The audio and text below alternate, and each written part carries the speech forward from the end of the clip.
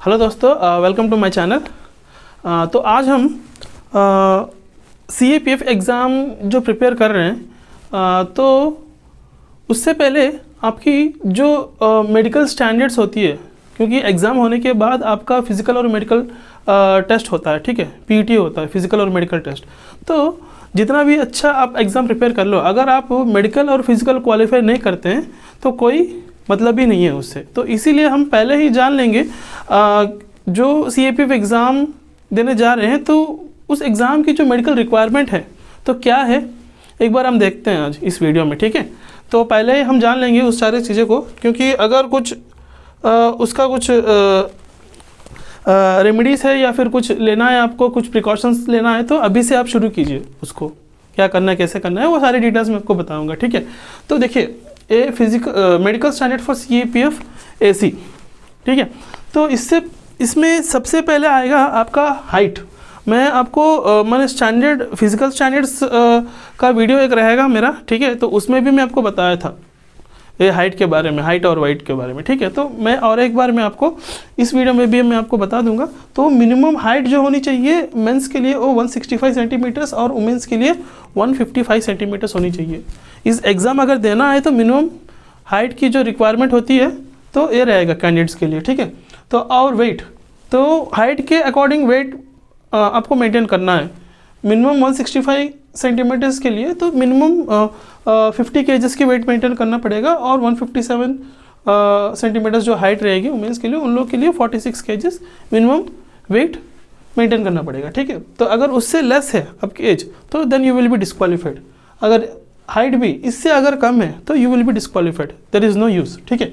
तो चेस्ट जो होनी चाहिए मेंस के लिए वो 81 सेंटीमीटर्स, ठीक है। तो विदाउट ब्रीथिंग, जब आप ब्रीथिंग सांस लेते हो, ठीक है, तो देन 5 सेंटीमीटर्स एक्सपैंड होनी चाहिए, ठीक है। प्लस माने 81 प्लस 5 सेंटीमीटर माने टोटल 86 सेंटीमीटर्स होनी चाहिए, ठीक है। ये ध्यान रखना, और अप्लीकेबल नहीं है वुमेंस के लिए। नॉक नीस जो होता है ना, नॉक नीस मैंने देखो कुछ बच्चे क्या है ना, अगर पैर दोनों टच हो जाते हैं तो फिर उसको समझते हैं कि नॉक नीस नहीं। जो आपकी पैरों की जो घुटने होते हैं ना, जो घुटने की जो बोन होती है उसका थोड़ा अंदर रहता है, अंदर, ठीक है। तो उसका जो एंगल है, ठीक है, तो एक्चुअली वो मैंने अलाउ नहीं करते हैं। अगर नॉकनीस होते हैं या फिर फ्लैट फुट होता है तो फिर अलाउ नहीं करते हैं। मगर इस एग्ज़ाम की मेडिकल क्राइटेरिया जो है, अगर नॉकनीस भी होते हैं तो फिर not more than 15 degrees men's category में, और वुमेंस कैटेगरी के लिए not more than 20 degrees. Same flat foot भी चेक होती है, तो अगर होता है तो फिर नॉट मोर देन 15 डिग्रीज, और वुमेंस के लिए not more than 20 degrees. And elbow angles, आपकी जो एल्बो रहते हैं तो उनका एंगल भी चेक होता है, ठीक है। तो उसका भी सेम क्राइटेरिया रहेगा। मेंस कैटेगरी के लिए 15 डिग्री से ज़्यादा नहीं होना चाहिए, और वुमेंस के लिए 20 डिग्री से ज़्यादा। तो now coming to eyesight जो है ना, तो इस एग्ज़ाम को मैंने आई साइट रहने से भी कोई दिक्कत नहीं है। प्लस एंड -4 तक आप एलिजिबल हो। देखो यहाँ पे मैं लिखा हूँ प्लस और -4 तक एलिजिबल है दोनों, वुमेन एंड मेन, ठीक है। तो माइनस मैंने आपको, अगर आपकी आई साइट -4 तक माने -4, अगर -5 है तो फिर नॉट एलिजिबल, -4.1 4.2 है तो भी नॉट एलिजिबल, ठीक है। -4 तक माने उसको क्या बोलते हैं, मायोपिया बोलते हैं, ठीक है। तो -4, और अगर +4, ठीक है, हाइपरमेट्रोपिया बोलते हैं उसको। मैक्सिमम +4 तक एलिजिबल हो, नहीं तो -4 तक ही एलिजिबल हो आप, ठीक है। ये हो गया आपका आई साइट। और डिस्टेंस जो होता है ना, देखो यहाँ पे मैं आपको कुछ डिटेल्स में आपको मेंशन किया हूँ। डिस्टेंट विज़न माने दूर की जो विज़न होती है, बेटर आई की जो कंडीशन होती है 6/6 6/9, ठीक है, मिनिमम मैक्सिमम। और वर्स कंडीशन जो होता है वो है 6/12 एंड 6/9, ठीक है। तो इतना होना चाहिए। और near vision N6 better I के लिए, वर्स आई के लिए N9। तो इससे अगर कुछ ऊपर नीचे या फिर ज़्यादा या फिर कम होता है तो फिर then you are not eligible, ठीक है। तो ये आपका आई साइट और विज़न का जो है डिटेल्स है, इतना मेंटेन करना पड़ेगा एक क्राइटेरिया को, ठीक है। तो coming to surgery, LASIK surgery, अगर आपको आईसाइट है तो चश्मा नहीं लगाना चाहते हैं तो then you can go under LASIK surgery also, ठीक है।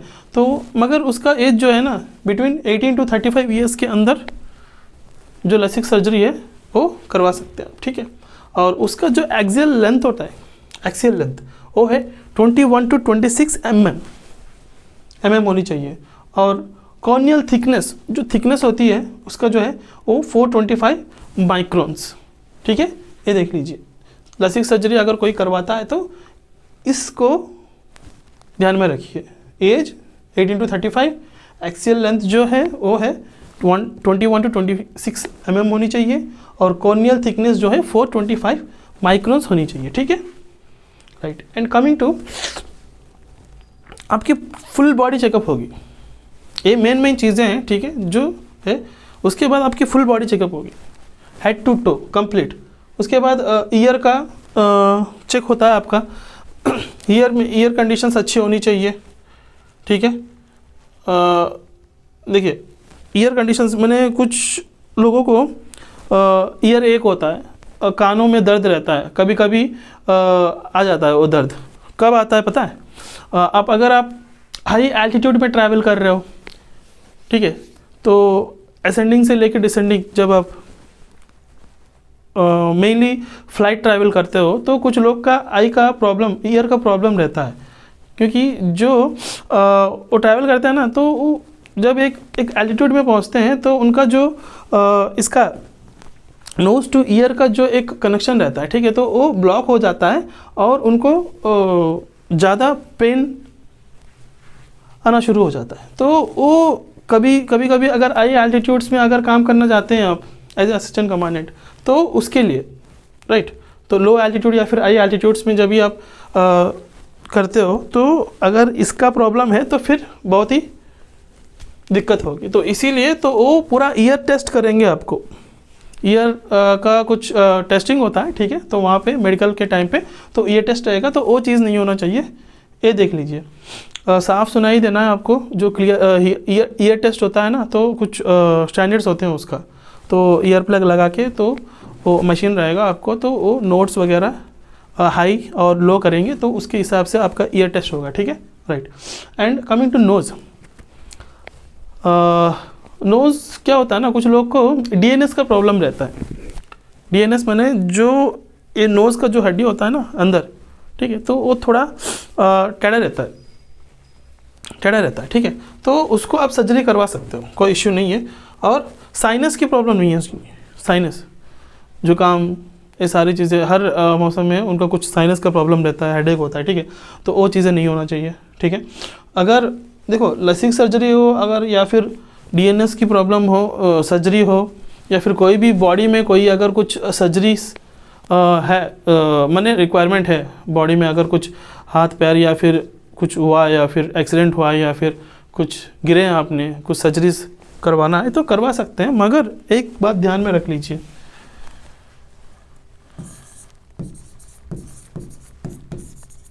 6 months at the time of medical examination, ठीक है, उससे 6 महीने से पहले कोई भी आपकी बॉडी में कोई भी सर्जरीज नहीं होना चाहिए, ठीक है, उससे पहले करवा सकते हैं आप। 6 महीने से पहले अगर कोई भी आप ऐसा कुछ प्रॉब्लम आप फेस कर रहे हो तो वो you can go surgery, you can go under surgeries, no issues. मगर मेडिकल एग्जामिनेशन के टाइम से पहले 6 महीने से पहले कोई भी आपकी बॉडी में कोई भी सर्जरीज नहीं होनी चाहिए, उसको ध्यान में रखिए, right. And coming to neck, neck size, ठीक है, तो नेक में कुछ लोग को मैंने थायराइड वगैरह का प्रॉब्लम रहता है, ठीक है, तो और नेक और स्पाइनल कॉर्ड का जो ये है ना वो थोड़ा सही नहीं रहता है, तो वो चीज़ नहीं होना चाहिए बॉडी में। और दांतों की जो गम्स होते हैं जो हमेशा ब्लीडिंग होता है, ठीक है, तो वो सीवियरिटी में वो सीवियर नहीं होना चाहिए। टीथ एक या फिर टीथ की कोई भी इश्यूज़ हैं, गम्स की ब्लीडिंग वगैरह, तो वो नहीं होना चाहिए। वेनरल डिसीजेस मैंने सेक्सुअली ट्रांसमिटेड डिसीजेस बोलते हैं इसको, ठीक है, तो वो चेक होगी सारी चीज़ें, तो ये नहीं होना चाहिए। And coming to skin diseases, आपकी complete skin diseases skin check होगी, ठीक है। तो अगर ऐसा कुछ साइरोसिस या फिर डर्मेटिसिस, ठीक है, तो स्किन डिसीजेस हैं, कोई भी स्किन डिसीजेस नहीं होनी चाहिए आपकी बॉडी में, ठीक है। और कमिंग टू हर्निया, हेमोरॉइड्स, ठीक है। तो हर्निया माने मेल प्राइवेट पार्ट में टेस्टोस्टेरोन्स होते हैं ना, तो उसका रिलेटेड कुछ डिसीज़ होता है, टेस्टोस्टेरोन्स जो है उनकी तो अनबैलेंस होते हैं या फिर ऐसा कुछ होता है, ठीक है। तो उसके रिलेटेड है वो डिसीज़। तो अगर ऐसा कुछ आपकी मैंने लगता है हर्निया प्रॉब्लम है, तो then you should consult a doctor and you can go with surgery also, surgery वगैरह करवा सकते हो, उसमें कोई दिक्कत नहीं है, ठीक है। और कमिंग टू दिस टैकीकार्डिया माने आपका ब्लड प्रेशर बीपी चेक होगा, ठीक है। कुछ बच्चे क्या है ना मेडिकल के टाइम पे नर्वस हो जाते हैं, उस टाइम पे क्या होता है उनका जो पल्स रेट होता है ना, तो एकदम पूरा बढ़ जाता है, तो उस टाइम पे। या फिर आपकी जो फिज़िकल होता है, क्योंकि फिज़िकल रनिंग वगैरह करके आते हो तो तुरंत ही आपको मेडिकल के लिए बुलाया जाता है उस टाइम पे, तो उस टाइम पे भी सारी चीज़ें हैं। तो कुछ लोग ऐसे डिस्क्वालीफाई होते हैं, मगर ऐसा नहीं है कुछ। मगर देखो इसका एक मिनिमम एक पल्स रेट है, 100 से ऊपर नहीं होना चाहिए और 50 से नीचे नहीं होना चाहिए। ये पल्स रेट मेंटेन करना पड़ेगा आपको ब्लड प्रेशर की, ठीक है। तो और वेरी इंपॉर्टेंट है टैटू। बहुत बच्चे मुझे पूछते हैं टैटू का क्लॉज क्या है सर, टैटूज़ वगैरह हो सकते हैं कि नहीं बॉडी में, इसका कुछ क्या है सॉल्यूशन, ठीक है। तो टैटूज़ हो सकते हैं वो भी, ठीक है, टैटूज़ हो सकते हैं, मगर राइट साइड कोई भी टैटूज़ नहीं होना चाहिए आपके। हाँ मैंने हैंड हो या फिर देखो right part of the body में कोई भी टैटूज़ नहीं होना चाहिए, ठीक है। और left part of the body में ओनली एल्बो से लेके हैंड, इसके बीच में होना चाहिए, ठीक है। हो सकता है, मगर जो भी आपका एल्बो या फिर हैंड है तो 1/4 ऑफ द पर्टिकुलर पार्ट, उससे ज़्यादा टैटू पूरा यहाँ से लेके यहाँ तक बनाना या फिर ऐसा नहीं चलता, ठीक है। तो छोटा सा टैटू हो सकता है, तो वो भी लेफ्ट आर्म जो है ना, तो एल्बो से लेके इसके बीच में यहाँ से यहाँ तक ही होना चाहिए। क्योंकि कुछ ट्रेडिशनल टैटूज़ वगैरह करा सकते हैं कुछ लोग, ओम वगैरह या फिर रिलीजियस टैटूज़ जो भी है। तो इंडियन आर्मी की जो भी क्लॉज है टैटूज़ की क्लॉज जो, ठीक है, तो उसके हिसाब से वो अलाउ करेंगे, नो इश्यूज़, ठीक है। तो इसमें भी वही सेम क्लॉज है CAPF इसमें भी, ठीक है। तो समझ में आया ना। राइट हैंड में इसी नहीं होना चाहिए, क्योंकि आप राइट हैंड से सैल्यूट करते हो, ठीक है। तो राइट हैंड के सैल्यूट करते समय सो द टैटूज़ जो भी है दिखेंगे आपको, तो दैट शुड नॉट लाइक दिखना नहीं चाहिए, ठीक है। तो दैट्स वाई आप लेफ्ट हैंड में एलिजिबल हो, वो भी एल्बो से लेके फोर आर्म तक, ठीक है, वो भी छोटा सा 1/4 part of the particular body, ठीक है। तो ये हो गया आपका मेन मेडिकल क्राइटेरिया, ठीक है। तो एग्ज़ाम प्रिपेयर करने से पहले आपकी जो मेडिकल है, मेडिकल स्टैंडर्ड से अच्छे से जान लीजिए आप, ठीक है। तो उससे आपको और भी एक्सक्यूज मी,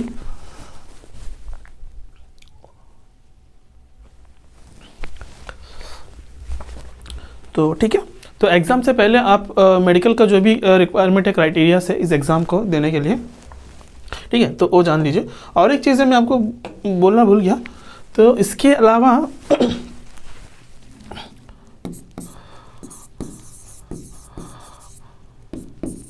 कलर ब्लाइंडनेस,